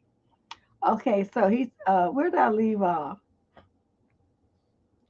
Oh, okay, he's in London and he's black and the girlfriend is white. Okay, my girlfriend's best friend kissed me on my mouth, and she's still alive. You know why she's still alive? Because your girlfriend is white. If you was dating a black woman, the woman who did that would have been dragged by her hair, Flintstone style, and bam, bam, bam, bam, bam. Nah. Okay, let's see what had happened to it. So I've been with my girlfriend for a year and a half, and I've known the friends for a couple of months, but I only really talked to her a couple of weeks back when we were hanging out. My girlfriend and the friend have known each other for less than a year. Okay. The few times we were out together, I noticed that the girl was very affectionate to my girlfriend, like long hugs, kissing her on the cheek. She would kind of cuddle her. I didn't really mind in the beginning, but there was one time we were hanging out where I expressed to my girlfriend that I was uncomfortable with all of that. The fact that the girl is gay might have had an influence on my jealousy, you think? She assured me it was nothing, and she said we'd keep a little more distance. Okay, so then you had all this detail about something else. And another time we hung out at a bar where they both work. The friend invited us to her birthday party. My girlfriend had another birthday party that day, but I said that I might come without her, which was just something I said without really thinking I would go through with it. But then they both, the friend and my girlfriend, thought it was a great idea, and I didn't have anything better to do, so I went. The party was fun. I had a few drinks, smoked a couple of J's, met a couple of friends of the friend. She has a wife who was there too. And then as I was leaving and saying goodbye, suddenly she kissed me on the lips. It was a bit more than just a short peck, but I do think it was an expression of platonic sympathy, nothing more. You stupid. You think I'm stupid and believe that shit? That's the lie you told your girlfriend? Nigga, I was a little taken aback and quite high and drunk, and the kiss was short, so it was kind of over before I really could react. Lots of people around saw it, including her wife. I'm a bit split about how I feel about the kiss. I feel guilty that it happened, but then I don't think I would have reacted in a different way. Now a couple of days went past and I feel like an idiot. Have I just broken a boundary which I myself was very vocal about establishing? What should I tell her? Should I even tell her about it? Should I confront her friend about it? I'm 29, my girlfriend is 29, and the friend is 32, if that matters. Child, they trying to get you in a threesome. You don't even recognize the game. They trying to get you all interested. She wants some of that black snake. That's what's going on over here. And she testing it out to see what kind of, the cushy lips, because, black people tend to have bigger lips. So, they probably never kissed somebody with some full lips before. So she's like, ooh, this kind of nice. I'm kind of liking this. Your thoughts exactly, though, Tony? Yes. I'm trying to. Yeah, that's what she wants, some of that black snake. They might even be trying to get pregnant or something. You never know what, gay couple, lesbian couples, what the deal is here, why they, but I would suspect it's something along those lines. And your girl is down with it. So it'd be, let's see, the girlfriend, her wife, and your girlfriend and you. So three ladies and you. Would you be able to handle that? Hmm. I know I'm probably scaring you, but dude, that's the setup here. You don't see it. You so innocent, which I cannot believe that you don't understand what's going on around right on your face. If that's not something you're interested in, you need to put the squelch on that all right now. So you don't go around this friend no more. If your girlfriend is talking about the girl is they going over to some place and she gonna be there, you make sure you leave. You leave her there by herself and they catch an Uber home, or you go to they want to do something. You go to one of your buddies' houses or something. Whatever it is, you put a lot of distance between you and this chick. Now, of course, if that is something that you're interested in, you grown, make the magic happen. But that's not my purpose here is not to tell you what to do. My purpose is to explain to you what her behavior is because that's what you asked me. So there you go. There's your answer. Freak daddy.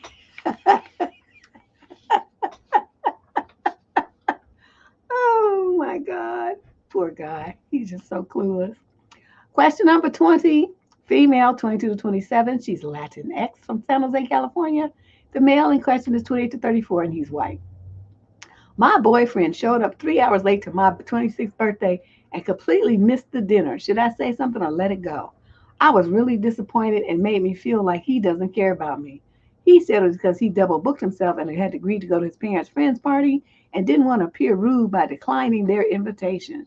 I asked my boyfriend a week in advance if he'd like to come to my birthday party with some of our close friends, and he agreed enthusiastically. I assumed we were going to be arriving together because that's how we always do things. On the day of, I called him to confirm that we were arriving together, and he told me that he had to go to this party that his parents' friends were hosting because he had said no to going to too many times in the past and didn't want to appear rude. He said he would only be there for an hour to make an appearance and then head straight to my dinner. I'm a reasonable person, so I said, okay, just keep me updated. Fast forward to the dinner. I'm having a great time with our friends, but I couldn't shake the disappointment of him not being there. He ended up staying at his parents' friend's house for 3 hours, eating there, completely missed my dinner, and barely communicated with me the entire time. He didn't end up arriving until 11 p.m. So much for staying for an hour. I just felt really disrespected because he was so worried about coming off rude to his parents' friends, but clearly did not care about being rude to me on the night of my birthday. I didn't express that I was hurt to him because I wanted to keep the mood light and wanted my friends to have fun. My boyfriend did take me to dinner on my actual birthday on Monday, so it's not like he didn't do anything for my birthday at all. It just really bothered me that he didn't follow through with his word and failed to communicate with me when his plans changed.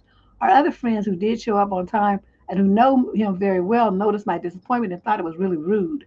Should I express my disappointment or let it go? No, I mean, I know you want to keep your party nice and stuff, but see, Deb would have said, come over here. And we would have went in another room or went outside and sat in the car, and I would have cussed him out and then broke up with him. Now, let me tell you this. You think that he was he put his parents' friends above the girlfriend that he's fucking, and you was okay with that? He would have never touched me again, and he would have got cussed out.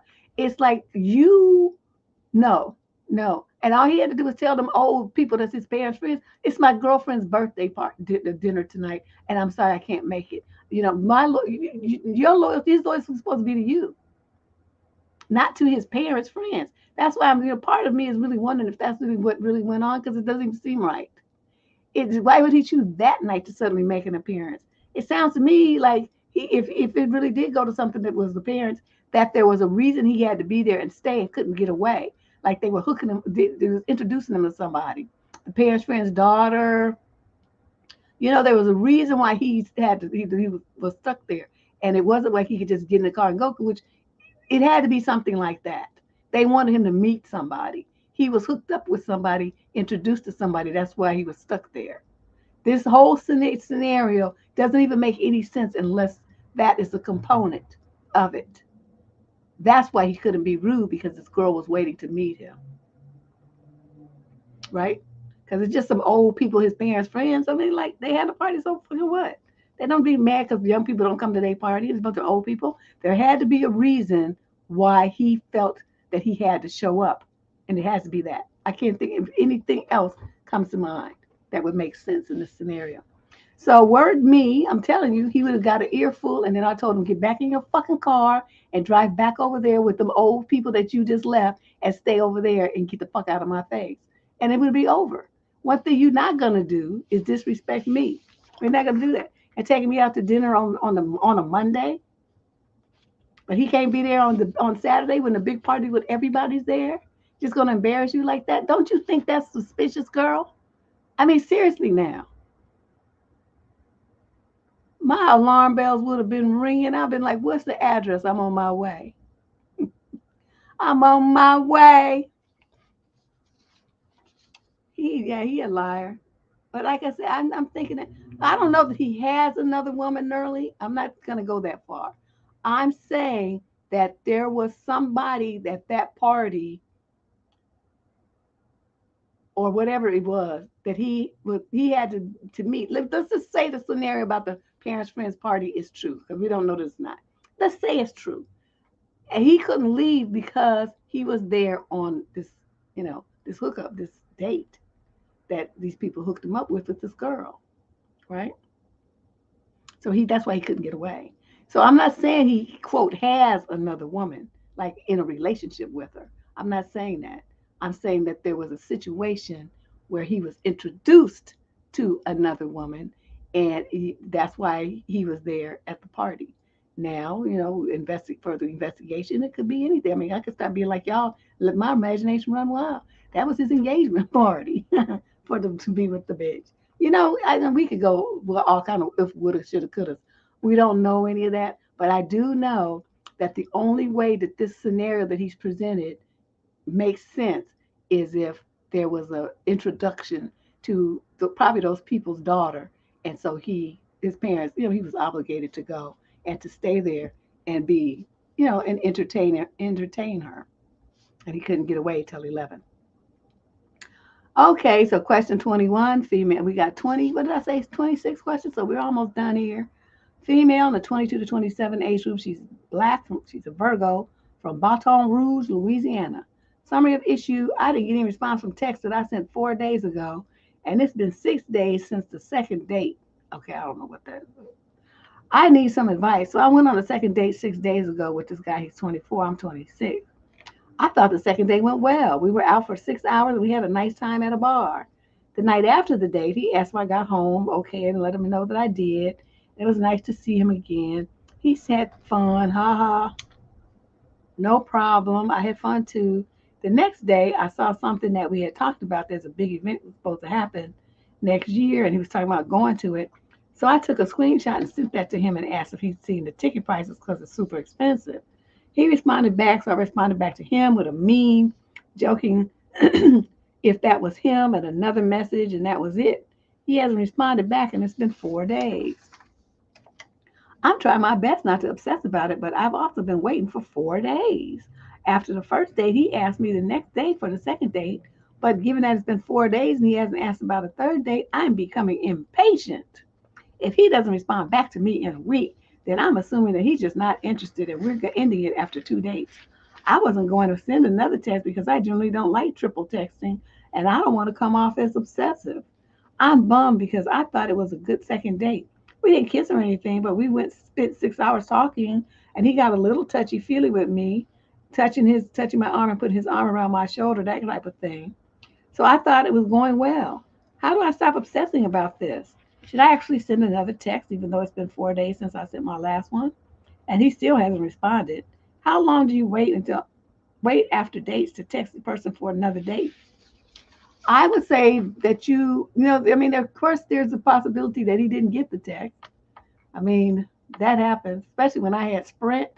Oh my God, I would get like 10 texts from people that they had sent like 2 or 3 days before, and I would get them all at like midnight or something of 3 days later.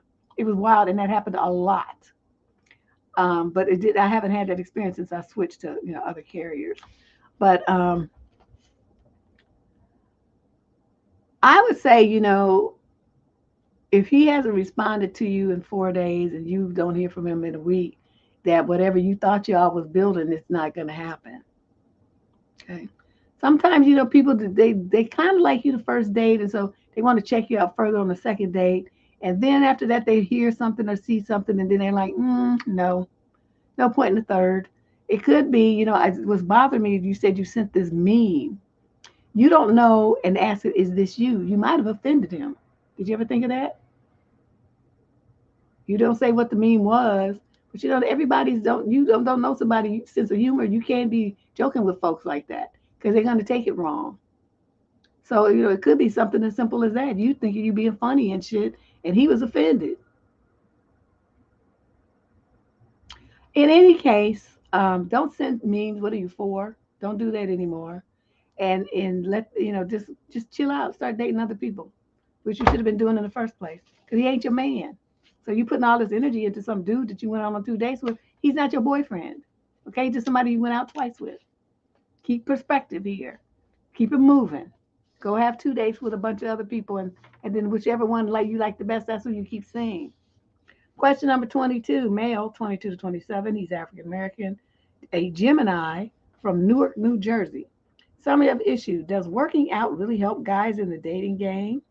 It seems like whenever us guys, at least for me, and it seems like the other my buddies too, decide that we need to get back into the dating game or decide that we're not being noticed or taken seriously, our response is to work out more. Guys that have actually done this, lost weight, got jacked, whatever. Does it really make a difference to women, though, do you think? Is working out hard something that we should be doing or spending 3 to 4 hours a week on? Or would it be better for us to do something to have better luck with dating? If so, what? I don't know. Maybe reading, working more to make more money, simply getting out more. I need some guidance. Well, I mean, you can do all of the above. Why do you think it's going to be one thing? Because each woman, I mean, you know how many different types of women there are in the world? They like different things. Some women probably haven't cracked the book since they left high school, other than that Steve Harvey book. Everybody's reading that trash. Some women like those romance novels. They read these ghetto love story books. I don't understand that. I read a couple of them because I just wanted to see what everybody was so fascinated with. Trash.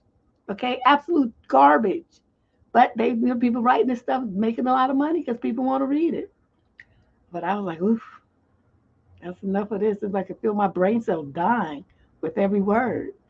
So, but I think you can never go wrong as a man when you look strong, firm, toned, and masculine with your muscles in your chest, your back, and your arms, and nice, firm, good looking calves and legs. You'll never go wrong. You'll always catch women's eyes. It's, we just like to look. We like eye candy too.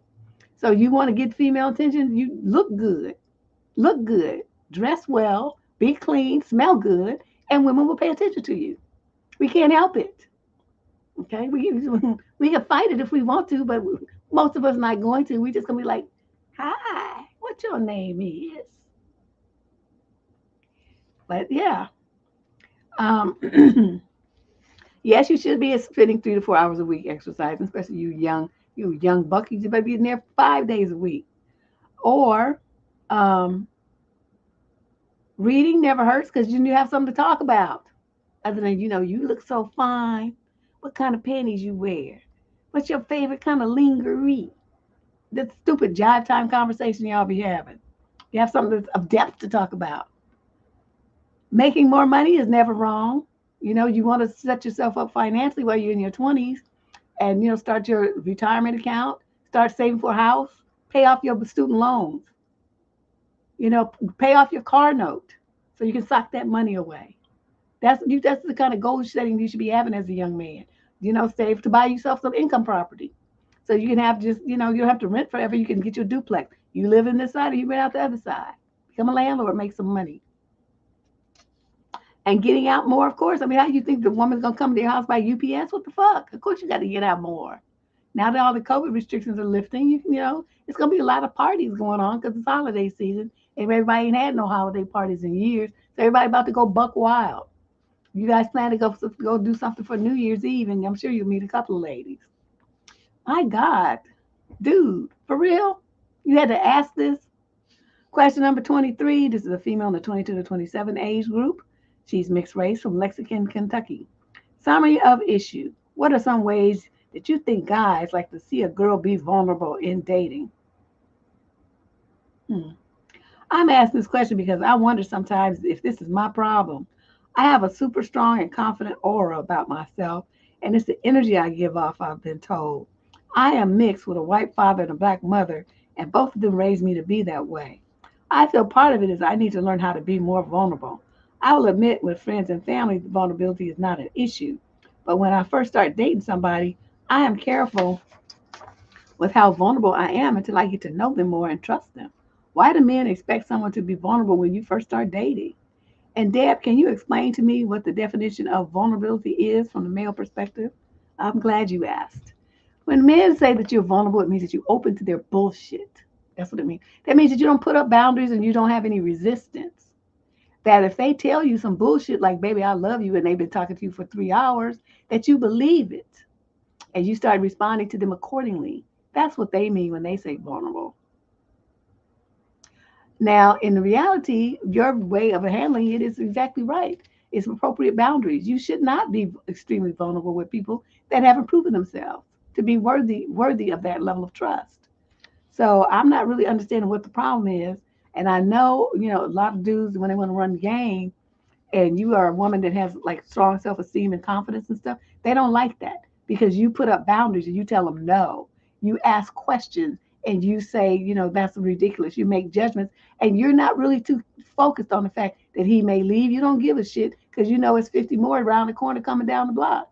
But a woman who doesn't have has much confidence and self-esteem is going to latch on to this one guy who's paying her attention because she always feels like, this might be my last chance. I have to hold on to this man. I have to have a man. This is it. This is my last chance.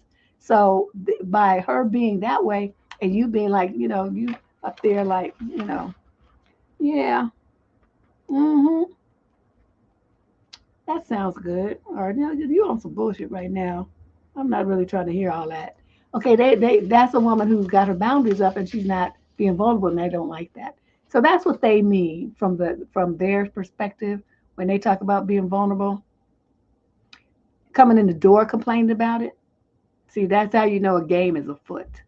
A man who was serious about you would be demanding that you be weak and vulnerable to him because he knows it's going to take time for him to earn that privilege. That's a privilege to be in a woman's life like that, where she just is open to you and trusts you, everything that you say and everything that you do and every idea that you propose. You've earned that trust and respect. But you come in the gate, ain't nobody know nothing about you, and they start demanding it. That's how you know he on some bullshit. And so you don't be vulnerable to men like that. And as soon as they start demanding it or implying that you should be giving it to them, you make sure that you double down on your blockades and boundaries. Question number 24. This is a young man in the 18 to 21 age group from Concord, California. Summary of issue. I don't know how to act around girls after I had a series of bad interactions. I promise this isn't what you think. I'm not an incel and I'm definitely not misogynistic. I just don't get it anymore. I'm a straight young guy in college with a part-time job and a car. Nothing special.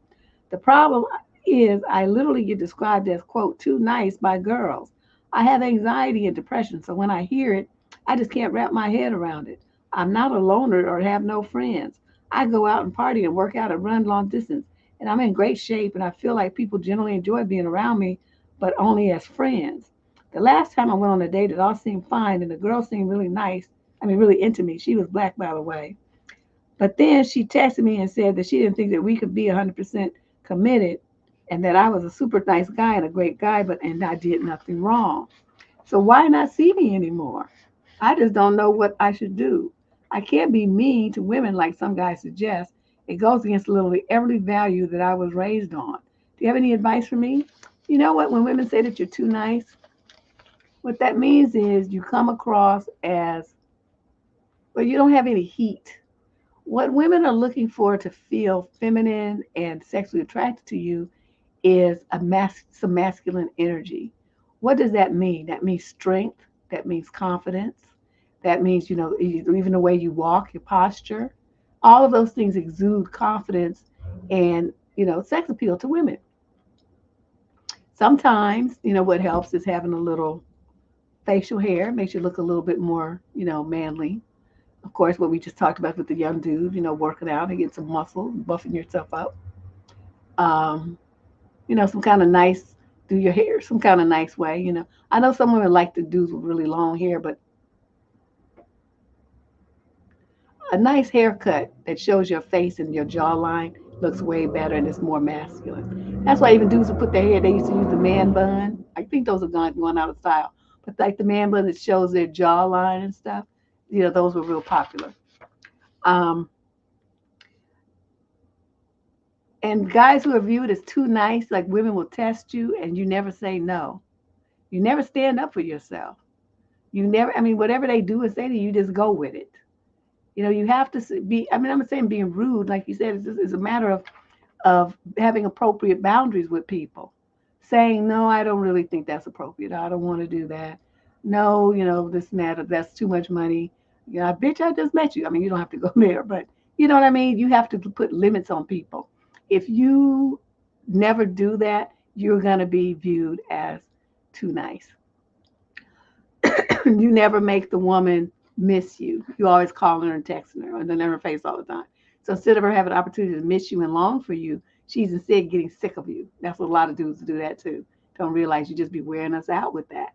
Let us fantasize about you and think about you and reach out to you sometimes. You have to be the lover and the loved one. To keep your relationships balanced. You have to be an even mix of both. So think about how you've approached people and how you've behaved around women and if any of that applies to you. Okay. You didn't give too much specific details, so I just, pitching around giving you some general stuff to think about. Question 25. This is the next to last question of the night. This is a young lady in the 22 to 27 age group from Wilmington, Delaware. She is Caucasian. She says, summary of issue, I need help finding my voice. Hi, everybody. I need to know how to tell an older guy, he is 39 and I'm 26, that I don't want to go on a second date or even continue talking to him. To be fair, I was married for like 5 years and never went out and dated people. So I have a very little experience with men other than my ex-husband. So what do I tell this guy? I'm just not interested in another date or to continue talking. Nothing went wrong or anything. I'm just not feeling the vibe. Team Delaware? Oh, no. I don't know. I don't think we get too many letters from Delaware. Isn't that like an itty bitty little state with like 12 people in it? Anyway, I would say this. So he asked you to go on a second date. You just say, no, thank you. Okay, so he's going to say, why not? And say, because you're too old. I didn't realize you were that old. Before I even turn 30, you're going to have gray hair. I'm not trying to do that. Okay, then he's going to be insulted. But you know what? That's too bad. Because once you said no, the only appropriate response that he's supposed to come from his mouth or his fingers across your screen is, okay, well, thank you for the date that we had. Anything they say after that tries to coerce you, argue with you, convince you, tell you how you're wrong, how you should give him a chance, he's worth it, he's different, he's special, he's unique. Those are people who are not respecting your no. So to me, once they do that, it's open season on your ass like a deer, and I'm gonna gun you down, and I'm about to talk about you real bad. And so he's almost 40 years old. You're 26. You tell him no, your ancient ass is just too old and dusty, and you're gonna have gray hair and shit in the next week. I'm not trying to look at that. I don't want to be bothered with that. You're old, sir. Stay in your old envelope. And of course, 40 is not that old. But for somebody who's only in their mid-20s, it is. That's too far. That's too much of an age gap. Okay, so you just let him know that, and then you block him. Okay. Now I know people will be like, well, you can't do that. You just have to tell them. No, you don't. No, shit. You went on one date.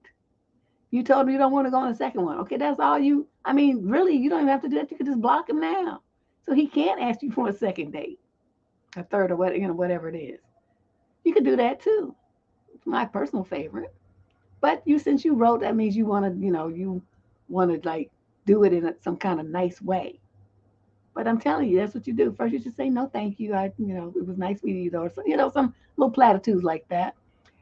Anything else he says after that, you crack your thumbs and you text him some stuff about his age and his gray pubes and all that kind of stuff, and then see what he say. You're not gonna like it, but that's what he would get. Okay, that's what you do, and he'll leave you alone. He'll be so shocked he'll have a Pikachu face, and that's what you want. And our final question of the night, our final question is this one. Question 26, female, 35 to 41. She's a Virgo from Patterson, New Jersey. Summary of issue. I am unsure of how to say no to an invitation that I really can't afford.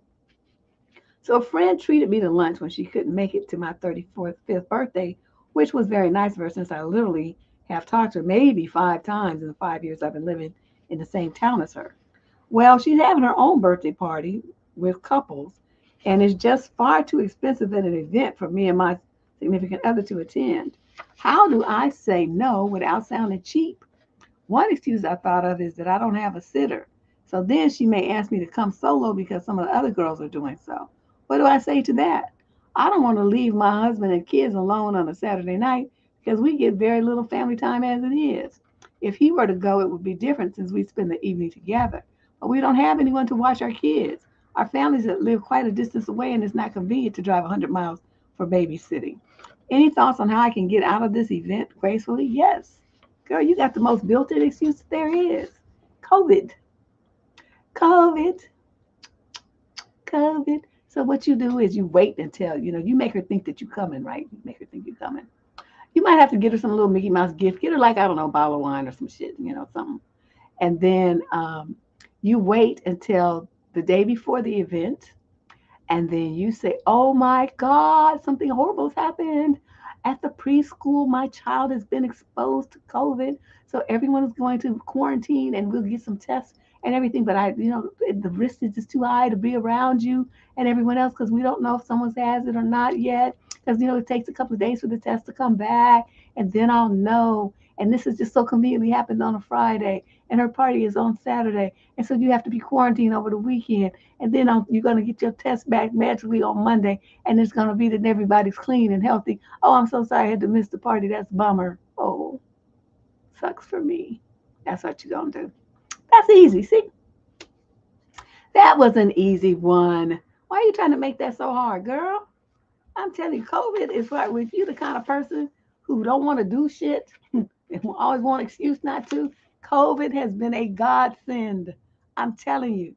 I've had COVID at least 22 times over the last 3 years. Because I don't want to go. I don't want to go. Yeah, I got exposed. I mean, sometimes it was true, because the health department will send you this email. Because a person, they send you this email, and a person called me and say, girl, I hate to tell you this, but, this and that, and this, I got exposed, and this person got, I was around you, and this person tested positive. I mean, so I go and get the little test and everything, but you have to wait, So, I mean, a couple of times it has been true. But once I experienced it, I was like, this is kind of convenient. This shit is kind of good here. What can I use this on? So yeah, I've gotten out of so much shit because of COVID. COVID is my friend. I'm telling you, it's my friend. It's my best bud, and I will pull that shit out in a heartbeat. Oh well, I cough enough as it is with my allergies, so I usually nose be all right. I mean, those are some of the symptoms, of it anyway. So I mean, and I do that anyway because of my allergies. So I'm like, girl, I can't go. So yeah, that's all you got to do, girlfriend. Bye, Canadian brother. See you later. See you next week, hopefully. So that's our crazy show for today. I hope you guys enjoyed it. If you have a question, you want to send your question in. Is this how you do it? Yes. There's a free advice link in the show description down below. Or you can navigate on over to debsterism.com. There's a tab that says Get Advice, and you just click it and you fill out the form and submit your question for consideration for next week's show. On Thursday, we will be back. It's the third Thursday of the month, we do the $10 advice show. So if people don't come with a question, then it's going to be a real short show. But if you have questions, we'll be hang out. But this is what it is. It's a $10 on the spot dating advice show. So you come with your question. I suggest that you type it in a in a little document or something, an email, something that you can cut and paste, or you'll be able to call into the platform and tell me your question verbally. But you get your answer right then on the spot, so you won't have to worry and you won't have to hope that your letter gets picked by Candace. You'll get your answer right there on the spot, okay? And it's a lot of fun, and the people who are brave. I mean, I try not to clown people too much, but on the free questions, it's like you just doing dumb shit, so you gonna get talked about. But yeah, we try to give you a good thorough answer. So again, thank you, Shay, for coming in and being here all the way from the Dominican Republic to hold everything down. She's so dedicated. That's my girl. I'm telling you, she is a special type of person. And all of you guys too, thank you for coming. We will be back on Thursday, like I said, be here at 6 p.m. Pacific time. And even if you don't want to get a question answered, just come on through so you can help support the people who do. Okay, it is $10 by Cash App or by YouTube. What they call it? Super Chat. U.S. funds only, $10. And I'll see you guys on Thursday for that show. Bye bye.